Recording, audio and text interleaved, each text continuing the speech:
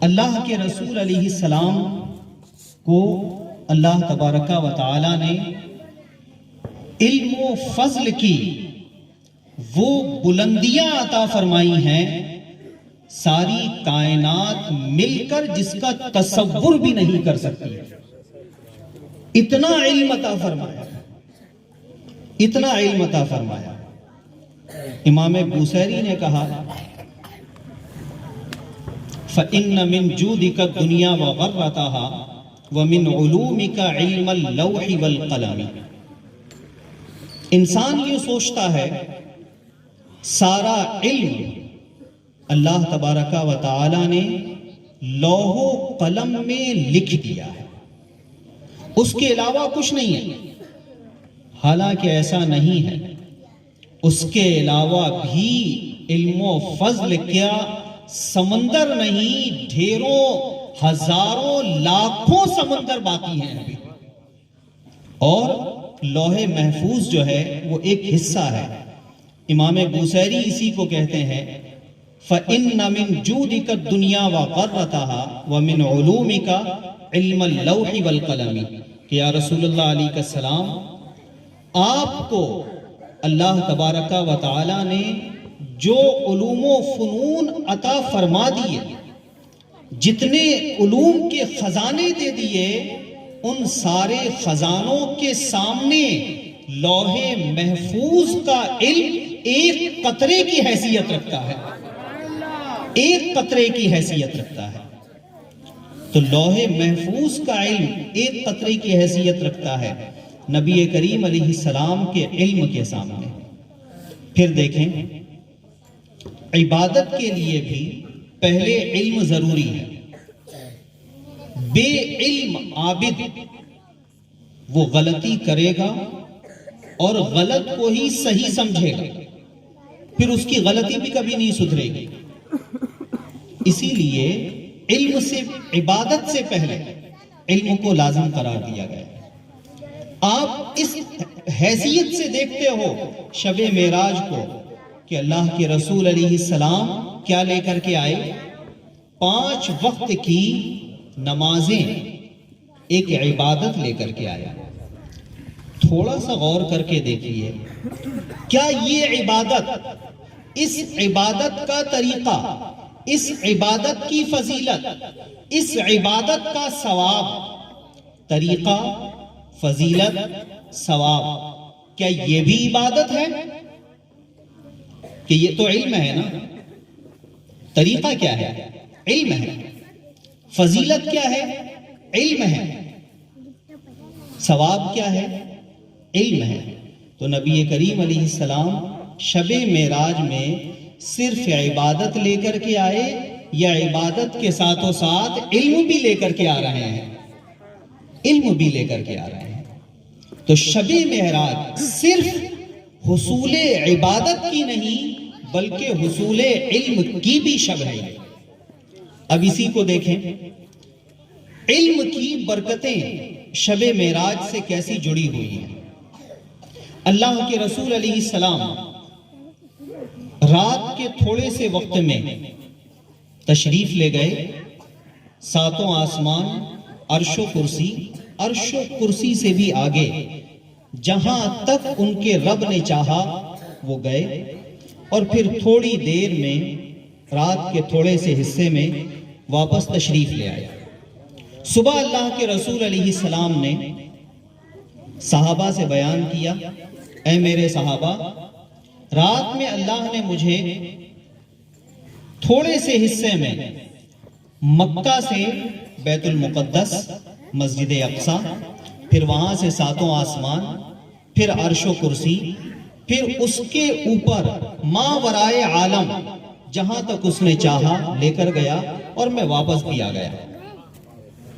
صحابہ وہ جانتے تھے کہ اللہ کے رسول علیہ السلام نے کیا کہا. کیا یہ کہا کہ میں گیا؟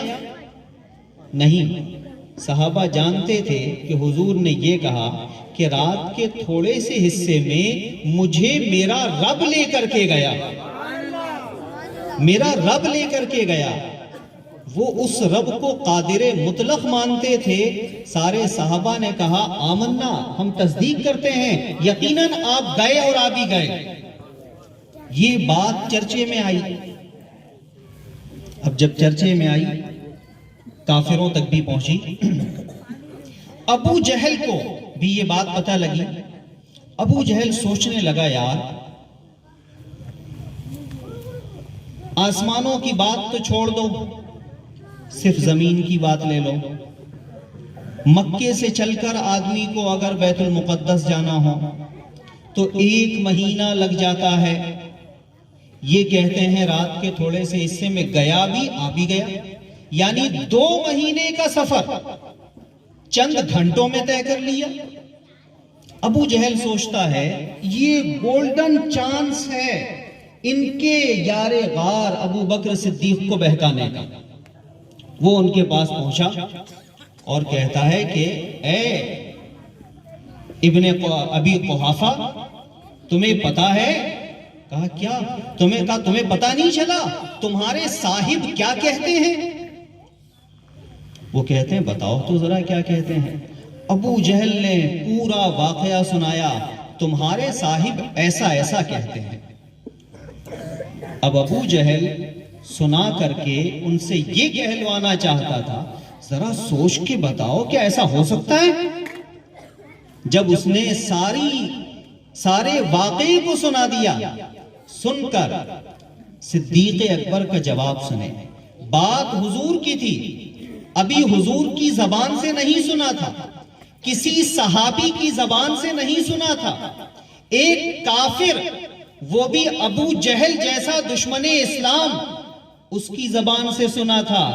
سننے کے بعد لیکن رسول اللہ کا عشق کیسا ہوتا ہے صدیق اکبر سے سیکھیے. صدیق اکبر کہتے ہیں اے ابو جہل سن، میرے آقا اگر اس سے بڑی بات بھی کہہ دیں تو ابو بکر اس کی بھی تصدیق کر دے گا، اس کی بھی تصدیق کر دے گا. یہ تصدیق کیا ہے؟ یہ تصدیق کیا علم نہیں ہے؟ تو یہ واقعہ معراج ہمیں علم سکھاتا ہے. صدیق اکبر کہتے ہیں اس سے بڑی بات کہیں تو میں اس کی بھی تصدیق کر دوں گا. اب دیکھیں کافروں نے کہا ایک قافلہ گیا ہوا تھا ملک شام، کیا آپ نے اس کو دیکھا ہے؟ اس کی نشانیاں کچھ بتائیں.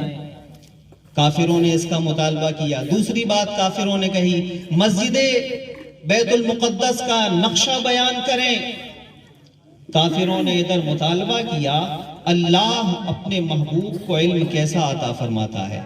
اللہ تبارک و تعالی نے پردے ہٹا دیے، حضور مسجد حرام میں بیٹھ کر مسجد بیت المقدس کو دیکھ رہے ہیں اور ایک ایک حصے کو بیان فرما رہے ہیں. محراب یہاں ہے، دائیں طرف اتنی کمانیں، بائیں طرف اتنی کمانیں، فلاں حصہ ایسا، فلاں حصہ ایسا، فلاں حصہ ایسا، ساری تفصیل بیان کر دی. یہ سب کہاں ہو رہا ہے؟ واقعہ معراج میں ہو رہا ہے.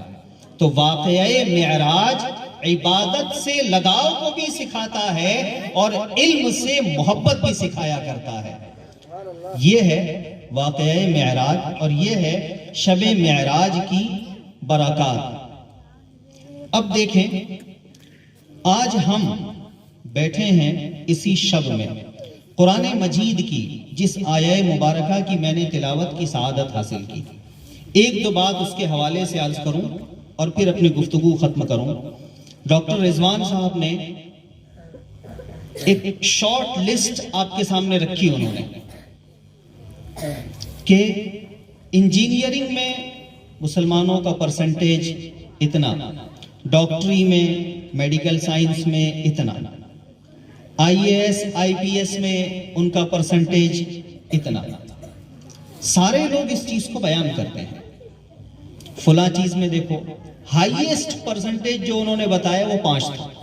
5 کے اوپر تو نہیں تھا نا، 5% بس. سوال یہ ہے یہ مرض ہے. ہم فلاں میں اتنے پرسنٹ ہیں یہ مرض ہے، فلاں میں اتنے پرسنٹ ہیں یہ کیا ہے؟ مرض ہے. جیسے بخار ہوا تو وہ کیا ہے؟ مرض ہے. ڈاکٹر کیا کرتا ہے؟ وہ میڈیکل اور فارمیسی والا بندہ ہوتا ہے کہ آپ اس کو کہو گے بخار ہے تو آپ کو پیراسیٹامول اٹھا کر دے دے گا. لیکن ڈاکٹر کے پاس جائیں گے تو آپ نے کہا بخار ہے تو کیا وہ اتنے میں پیراسیٹامول اٹھا کے دے دے گا؟ نہیں. وہ اس مرض کے سبب کو ڈھونڈتا ہے. بخار کیوں ہوا؟ بخار کیوں ہے؟ وہ اس سبب تک جاتا ہے. پھر جو میڈیسن دیتا ہے وہ سبب کی دیا کرتا ہے. تو یہ جو کچھ بیان کیا یہ کیا تھا؟ مرض تھا. سوال یہ ہے اس کا سبب کیا ہے؟ اس کا سبب علم دین سے دوری ہے. اس کا اصل اور بنیادی سبب علم دین سے دوری ہے. جس دور میں مسلمان علم دین سے وابستہ تھے اس دور کی بہاریں دیکھیں آپ. خلیفہ مامون رشید اپنے زمانے میں بادشاہ وقت تھا. پورے حدود سلطنت میں خلیفہ مامون رشید سے بڑا کوئی عالم نہ تھا سوائے ایک عالم کے. اور جو خلیفہ مامون رشید سے بھی بڑے عالم تھے وہ امام اعظم کے شاگرد خاص قاضی شرق و غرب حضرت امام ابو یوسف رحمۃ اللہ علیہ تھے.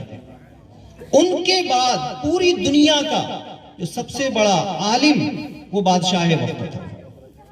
تو سب سے بڑا عالم بھی بادشاہ وقت بھی وہ مامون رشید. قرآن و حدیث کا بھی جانکار، فقہ و تفسیر کا بھی جانکار، علم کلام کا بھی ماہر، بلاغت کا بھی ماہر، منطق و فلسفہ کا بھی ماہر، حتیٰ کہ اسٹرونومی اور اسٹرولوجی کا بھی ایکسپرٹ تھا وہ. آج دنیا اسی چیز کے پیچھے بھاگتی ہے نا. آسمان میں کیا ہو رہا ہے، زمین میں کیا ہو رہا ہے. زمین کے کسی حصے کے بارے میں کسی نے کوئی تحقیق کر لی، سائنٹسٹ کہہ کر سروں پر بیٹھایا جاتا ہے. آسمان کے بارے میں کسی نے تحقیق کر لی، اسے بھی سائنٹسٹ کہہ کر سروں پر بیٹھایا جاتا ہے. پانی کے بارے میں کر لیا، اسے سروں پر بیٹھایا جاتا ہے. مسلمانوں میں جہاں علم دین سے لگاؤ رہا وہاں یہ علوم ان کے سامنے کس قدر روشن ہوا کرتے تھے اسے بھی دیکھیں. لوگ پانی کی چند چیزوں کے بارے میں تحقیق کریں انہیں سائنٹسٹ مانا جاتا ہے. آپ ذرا ابھی حیدر بھائی نے بتایا کنز الایمان ترجمہ کن کا ہے؟ اعلیٰ حضرت امام اہل سنت قدس سرہ کا. اعلیٰ حضرت امام اہل سنت سے پانی کے متعلق سوال ہوا. پانی کے بارے میں سوال ہوا کہ پانی کیسا کیسا ہوتا ہے. اور مٹی کے بارے میں سوال ہوا ان سے، مٹی کیسی کیسی ہوتی ہے. امام اہل سنت نے 300 سے زیادہ مٹی کی قسمیں بیان کر دی. 300 سے زیادہ مٹی کی قسمیں بیان کر دی کہ 300 سے زیادہ اس کی اقسام، اس کی کوالٹی ہیں. اور اس میں کس سے تیمم کر سکتے ہیں آپ یہ بھی بتا دیا، کس سے تیمم نہیں کر سکتے وہ بھی بتا دیا. اب دیکھیے بیٹھے ہوتے تھے وہ بریلی میں اپنے حجرے میں، لیکن خبریں کہاں کہاں کی دیتے تھے. پانی کے سلسلے میں انہوں نے ایک بات لکھی کہ حبش کے صحراؤں میں وہاں پہ پانی نہیں ہوتا. مسافر سفر کرتے کرتے پانی کے لیے جب بے چین ہوتے، لوگوں نے بہت تلاش کیا، یہاں میلوں چلے جائیے سوائے ریت کے کچھ نظر نہیں آتا، پانی نہیں ہے وہاں پر، جان کیسے بچائیں. تو کہا وہاں پر پھر لوگوں نے جب بہت کوشش کی اللہ نے ان کے لیے ایک آسانی پیدا فرمائی. ایک خاص قسم کا درخت ہوتا تھا، اس درخت کی ٹہنیوں کو کاٹتے، زمین میں گڈھا کرتے، ریت خالی کرتے، اس کی ٹہنیوں سے اس گڈھے کو ڈھک دیتے تھے. وہ پوری گرم زمین یعنی وہ علاقے تھے وہ جہاں پر ٹیمپریچر جو ہے وہ 50 سے بھی اوپر ہوا کرتا تھا. ایسے علاقے، اور ایسے علاقے جہاں پر ہوں وہاں پر اگر آپ کپڑا گیلا کر کے ڈالیے 1 منٹ کے اندر سوکھ جاتا ہے. ایسی جگہ اب وہاں پر پانی کیسے ہو؟ تو کہا اللہ نے ان کے لیے آسانی فرمائی. وہ گڈھا کرتے اور وہ درخت کی جو پتیاں، اس کی جو ٹہنیاں ہوتی اس سے اسے ڈھانک دیتے. اس درخت میں کچھ ایسی خاصیت ہوتی کہ پھر وہ درخت کے پتے اندر جو بھاپ بنتی اس کو باہر نہیں آنے دیتے، اور باہر نہیں آنے دیتی پھر وہ ساری بھاپ کو روک لیتی، اور وہ بھاپ رک کر کے اتنی بھاپ بنتی کہ پھر وہ پانی پانی بن کر بوند بوند بن کر ٹپکنے لگتی، اور وہ ٹپکتے ٹپکتے پورا گڑھا بھر جایا کرتا تھا. یہ کیا ہے بھائی؟ ایک صحرا کی کھوج تو ہے، سمندر کی پانی کی کھوج تو ہے. اس کو آئنسٹائن نے تو نہیں نکالا نا، کس نے لے کر آیا؟ امام ابن حجر مکی لے کر کے آئے اس کو. تو آپ علم دین کی طرف جب آئیں گے اللہ ان چیزوں کو روشن کر دیتا ہے. قرآن مجید کی جو آیہ مبارکہ میں نے تلاوت کی، اب اس کا ترجمہ دیکھ لیں. قرآن مجید فرماتا ہے سنوریہم آیاتنا، ضرور ہم انہیں دکھائیں گے. کیا دکھائیں گے؟ آیاتنا، اپنی نشانیاں. کہاں کہاں دکھائیں گے؟ فی الآفاق، آسمانوں میں بھی دکھائیں گے، زمینوں میں بھی دکھائیں گے، چاند و سورج میں بھی دکھائیں گے، سیاروں اور ستاروں میں بھی دکھائیں گے، زمین میں دکھائیں گے، پانی میں دکھائیں گے، ہوا میں دکھائیں گے، مٹی میں دکھائیں گے، پتھر میں دکھائیں گے. فی الآفاق، اپنی نشانیاں دکھائیں گے انہیں. کیا صرف یہیں تک دکھائیں گے؟ قرآن مجید آگے فرماتا ہے وَفِي الْأَنفُسِ، اپنے سے باہر دیکھا ہے تم نے، ہماری نشانیاں ہم تمہیں تمہارے اندر بھی دکھائیں گے. فِي الْأَنفُسِ، تمہارے اپنے اندر بھی دکھائیں گے. اب آپ یہاں ماشاءاللہ کئی سارے ڈاکٹرز بیٹھے ہیں، ان سے پوچھ کر کے دیکھ لیں. میڈیکل سائنس نے بہت ترقی کی ہے، لیکن انسان کی باڈی پر اس کا جو ریسرچ ہے کیا وہ 25% مکمل ہو چکا؟ آپ اس کو سرچ کر کے دیکھیں. 25% بھی انسان کی باڈی پر ریسرچ ابھی تک مکمل نہیں ہو سکا. حالانکہ اسی میں دیکھیے برین کا آپریشن، ہارٹ کا آپریشن، سرجری الگ الگ طرح کی، یہ ساری چیزیں آ گئی. ہڈیاں جوڑنا، آنکھوں کا آپریشن، باریک باریک اجزاء تک پہنچ گئے. کئی سارے خلیوں کو پر انہوں نے قابو پا لیا. لیکن اس کے باوجود کیا کہتے ہیں کہ ہماری اپنی جو ریسرچ ہے ابھی وہ 25% بھی پوری نہ ہو سکی. کب سے ریسرچ ہے؟ کب سے ریسرچ ہے؟ ابو حیان کے دور، اس کے پہلے بھی فلاسفہ یونان کو اٹھا کر دیکھ لیں. فلاسفہ یونان کو اپنی میڈیکل ریسرچ پر ہی تو دعویٰ تھا، انہیں اپنے میڈیکل ریسرچ پہ دعویٰ تھا. ہم فلاں چیز کا علاج جانتے ہیں، فلاں چیز کا، فلاں چیز کا، فلاں چیز کا.